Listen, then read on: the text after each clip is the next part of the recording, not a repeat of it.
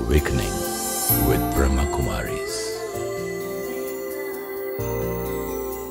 Namaskar, and we extend a very warm welcome to you in Awakening with Brahma Kumaris.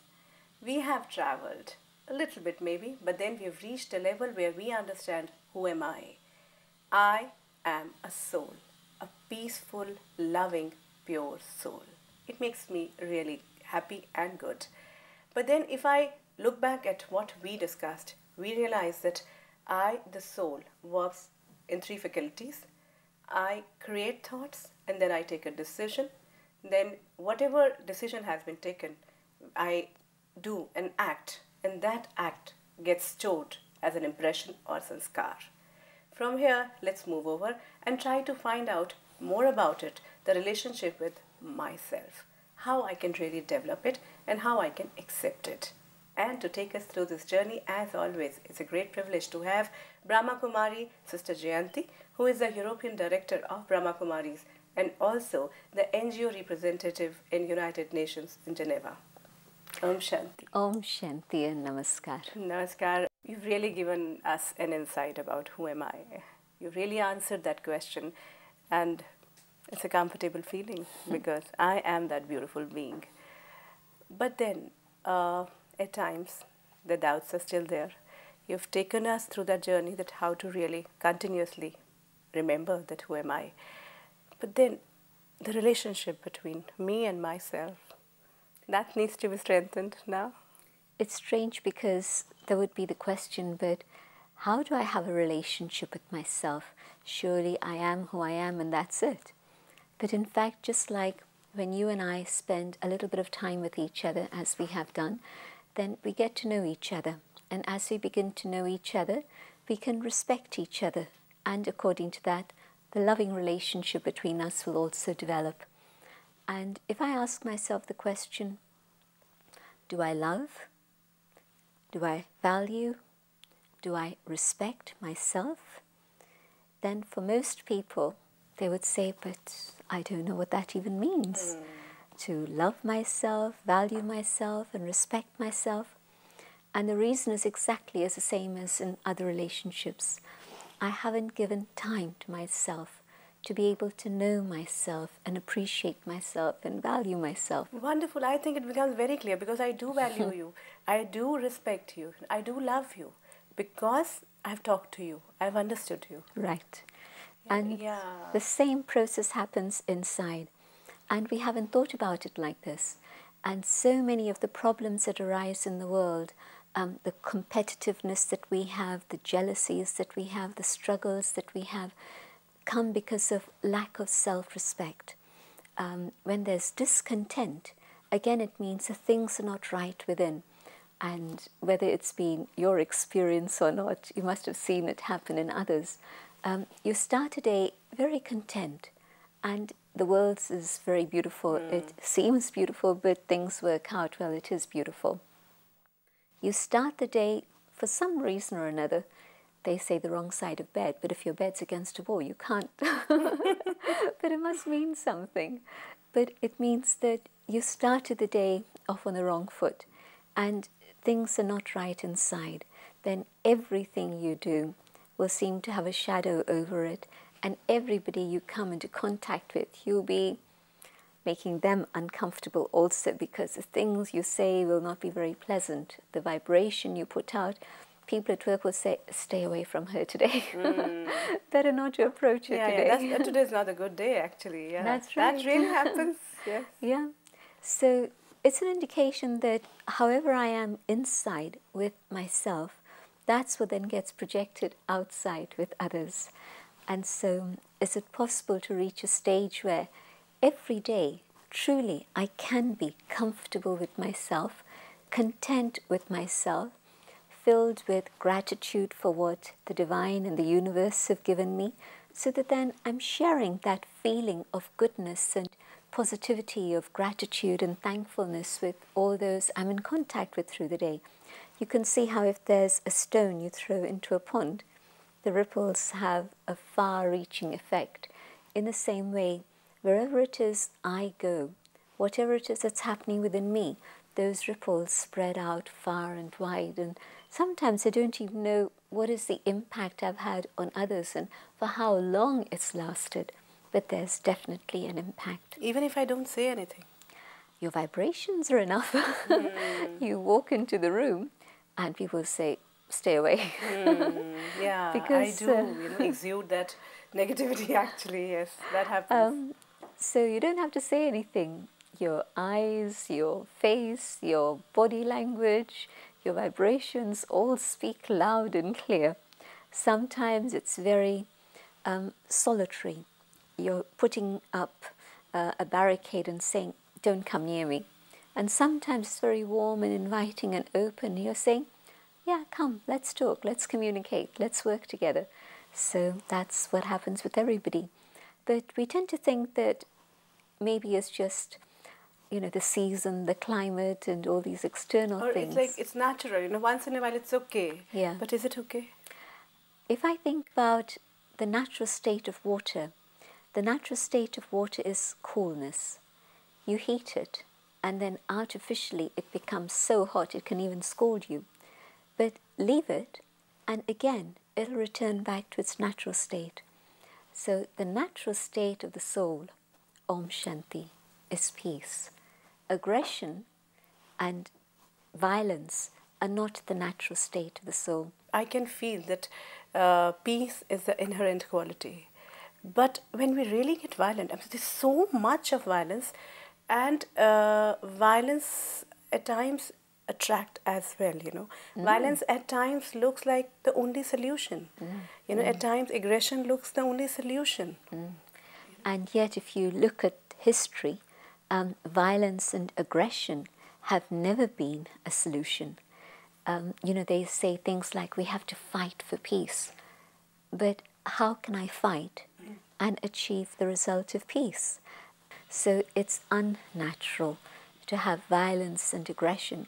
This is why we are not comfortable with it. I can be peaceful for hours, but I can't be aggressive for hours. It's not natural. My blood vessels will burst.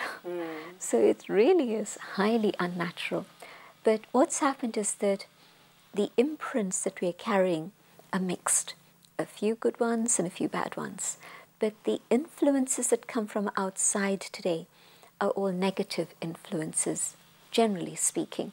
Sometimes you have a very pure environment, an ashram, a good person, a holy person, a temple, a church, or whatever it may be. And you have that influence which calms you down. But generally speaking, the influences are very negative influences. And so the responses and reactions that get triggered and get stronger and stronger are the forces of negativity. But in our life, I think it's not that we'll always be in that atmosphere which is peaceful. We'll have to live in a world where all kind of atmosphere will be given to us. So how is that my relationship with myself? One, how to actually let the outer influences not enter within me, not let me be really perturbed.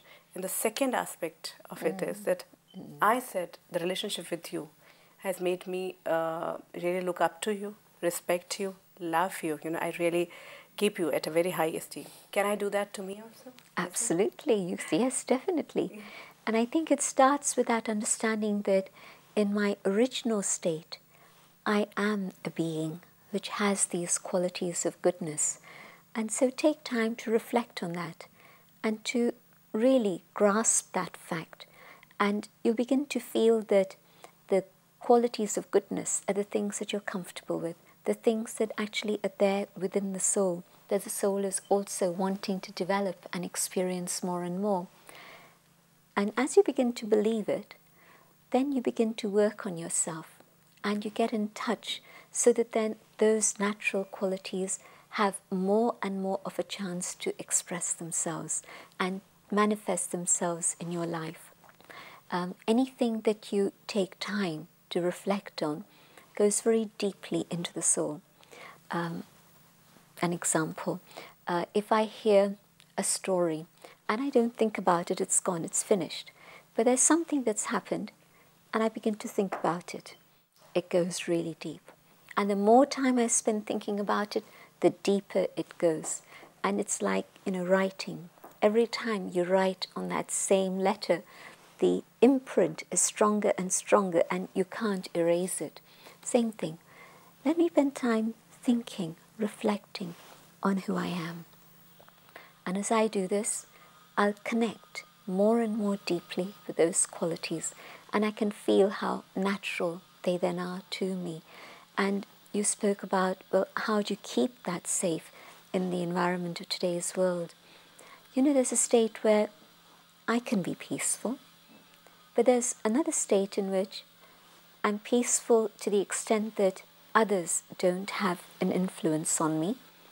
But there's another state in which the power of peace is such that it's able to spread out and influence others and make others become peaceful also.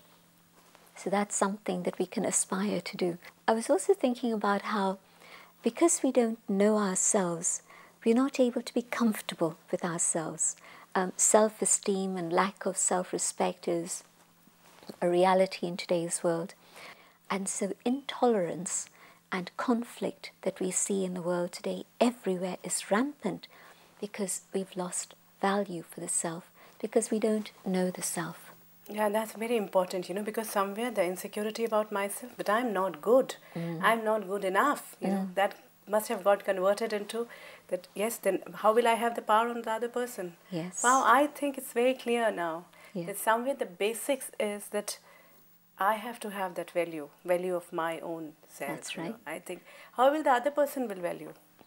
They can't, unless until I'm going to value myself. And also it works on the other level, where I respect myself, then I'm not going to ask you for respect, but I'm able to then give respect to others. And in giving respect, it automatically comes back to me. But I don't ask for it. But where I'm insecure, I want acknowledgement, I want respect, I want recognition, I want honor, I want praise. And so I'm in that situation where I'm needy. And so if I'm empty inside, I may have everything out there, but that neediness inside is going to lead me into wrong actions. Wonderful, Sister Jayanti, because this is somewhere when, in fact, even love, forget about self-respect and self-esteem. What we ask today, in today's scenario, is love. We keep on asking for it. We say the other person doesn't love me, they don't love me. So somewhere I think we don't even love ourselves. It's an absolute fact. You see, I remember a very senior yogi telling a group of young people at one point, when somebody had complained, but nobody loves me. She said to them, have you tried giving love? And a few days later, the same young person came to her saying, came with a beautiful big smile, and Daddy said to them, what happened? Daddy, I did what you told me. I started to give love. And if I can love myself, then I'm able to give love to others. If I don't love myself and appreciate myself, I can't give, and I'm not able to receive. And that's when I complain. That's actually, I think that's a fact of life. But Sister Jayanti, we accept it. Again, at this level, we understand it. But coming into the real life, how do I achieve that, How do I really respect myself? Is there a way to really respect myself, to love myself, to understand, or maybe feel that I am that peaceful being, or maybe to propagate peace, One of the things that happens in terms of self-respect is, if you look within, what's going on is a tug of war very often, and many tugs of war. But one of the tugs of war that happens is between my own innate values and my conscience and my emotions. And so on the one hand, my own original quality and my own innate value is that of love. But I've been damaged emotionally. I'm carrying lots and lots of feelings of hurt. And so on the one side, I am love. On the other side, I'm remembering the pain. I don't even know what pain, but just that pain that I carry. And then on the third side, my vivek, my conscience is telling me, but it's right that I should be giving. and yet I'm not able to give because I don't my want pain. to. I'm hurt. I feel bad. I'm angry. Because that hurt is making me angry. I don't want to give. Yeah, exactly. I understand that. So when I talked about meditation being a process of cleansing, it is really that. My conscience should be very clean so that I can understand the difference between falsehood and illusion, between good and bad. In today's world, many people will say, do what you want, it doesn't matter. Nothing is right, nothing is wrong, everything is on how you feel. It's relative, like there's one term which actually we got addicted to, is relative. Yes, exactly. And so it seems that we've moved from a state of values to a state where we recognize those values, but we felt it was not possible to follow them. And now we've got to a state where we don't even acknowledge that those values are correct anymore. It's like morality to immorality to amorality, where you say, there's nothing like that. So this is why this world is now described as Kali Yuga, the Dark Age. And so the starting point, I have to know who I am. I have to bring about unity and harmony inside of myself so that everything works in synchronicity, everything works in congruence. Otherwise, my mind is going here, my intellect is going there, my sanskars are going all over the place, and that's why I'm not at peace with myself. If I want to respect myself, it's not going to happen just by chanting something. It has to happen in the way that you describe, in a real way. And I can start respecting myself if I start following the voice of my conscience. If I align my thinking, my thoughts, and my conscience together, so that what my conscience tells me is what I think about, and that's what I do and say, then I begin to feel comfortable. And more as I do this, my quality of respect for myself will grow, because I'll begin to feel that I'm being authentic, that it's really genuine, that it's not that I say something and I do something else, but everything is aligned together. My thinking, my speaking, my doing, and it's following the dictates of my conscience.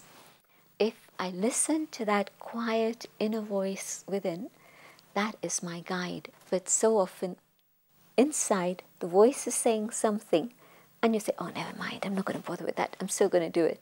Maybe the influence of company, maybe the bad habits I've picked up, whatever it may be. But I ignore that voice. And so to come to that state of love for the self and value for the self, these have to come together. And then also you see there's the situation where my heart, my feelings are saying something, and my brain and my logic are saying something else. That's a big divide. It goes really this way. And then who takes over? At times my logic takes over, at times my heart takes over, my emotions take over. Okay. So where do I... So again, the important thing for me is the subject of cleanliness, which is that state of purity, that state in which I am in that pure, clean state that I was when I started my journey. And if I can check the feelings of my heart and just explore that and see, well, what is the motive that's there? My feelings are saying, do this, do that, or do the other. But just look a little bit deeper. The Hindi word bhavna, feelings, also means the word motive. And so let me just check, what is the motive that I have in terms of holding these feelings? And if I can clean out those feelings, then yes, my bhavna, my heart, is going to carry me in the right direction. Because sometimes you can't work just with logic. And, it's the reality that the two hemispheres of the brain have to work together. You can't be dysfunctional. They can't be in conflict, actually. Yeah, then really. But, I just want to ask you something. Before we get into that meditational aspect, it's like when we talk about working through your logic, at times we're able to tell, the logic is there, that okay, that's not right, and it's easier to deal with logic. But when the force of emotions is there, it's one of the most I have felt that, and I think a lot of people, it must be the force of emotions is so strong. That is something, we, because you just get carried away with that. You're not able to actually, there's no logic which works. That's why the pause button is very important. Yeah. Don't get carried away by your feelings. Press the pause button. Om Shanti. Let me just stop for a minute and connect with the purest feelings that I have inside of myself. Let me connect with the elevated emotions of love and faith that are there within the soul. And then let me look at the emotions that I have now. So you're right, logic can't deal with emotions, but pure feelings and emotions can change the negative feelings and emotions and bring you back on track. I understand that, because that's a very, very strong force, and if it can be converted into real positivity, actually we can change the world. I think so. Great. So taking us from those emotions, the force of negative emotions, to a positive emotions, again the bridge is meditation. So we reach that stage where you take us through that process of meditation. Yes, indeed.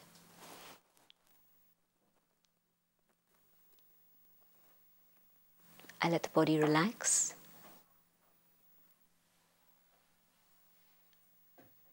And I come to the awareness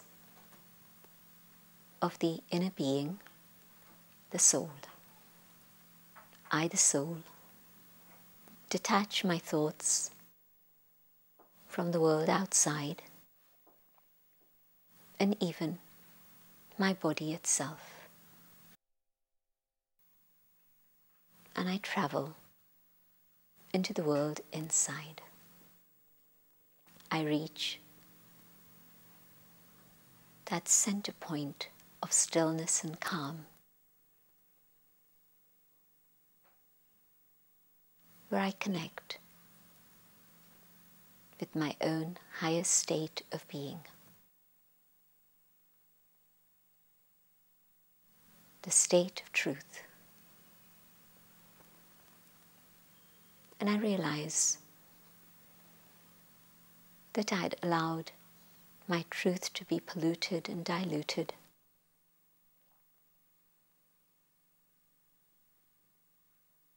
And I now let go of all the external things that I was holding on to,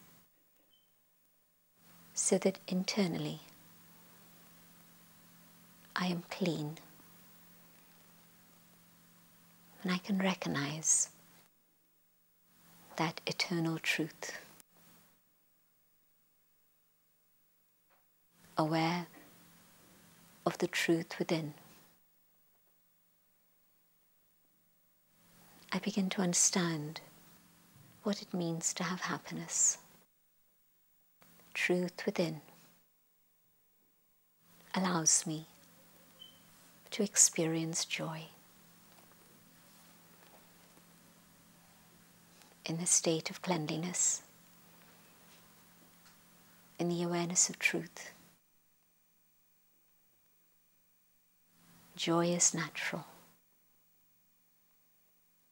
It is part of my own being, part of my identity. And the joy that I have is abundant. It flows out and reaches out into the world.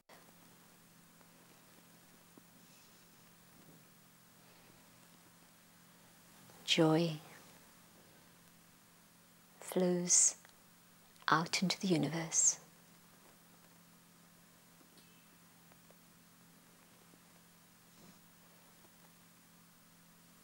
Removing the pain and the sorrow of others.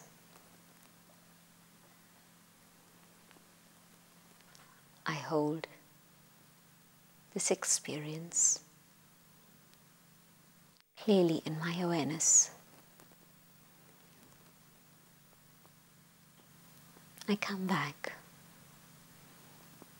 into the physical realm, knowing that I, the soul, am here to share through actions. But I come back with this truth and joy, so that this is visible in my life, here and now.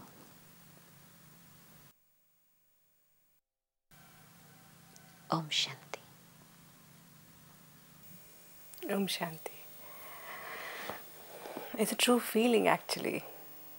It's only that I want to retain it each moment of my life. And what we have today learned is a relationship which we can have with my own self. Thank you, Sister Jayanti. Thank you so much. Om Shanti. Om Shanti. We meet so many people in a day, and every time we create a relationship. But when we were introduced to ourselves, time to really develop this relationship with ourselves. Remember that I am that beautiful, pure, loving, peaceful, happy, true being. And actually, the moment I understand, I accept, I can have a wonderful relationship with myself. And then gradually, this relationship will propagate and reach out to many other people. You must be having many queries, many questions. You're always welcome. You can share your thoughts, your queries with us. You can call us up or you can mail your queries. If you wish to discuss your problem or have a question to ask or want to know your nearest Rajyoga Meditation Center, call us on 099 99 744 555. Time to take your leave, but then there are still more questions. But till we meet again, let's try to feel and experiment with this relationship of with my own self.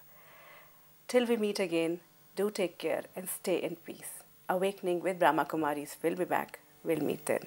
Take care. Om Shanti Om.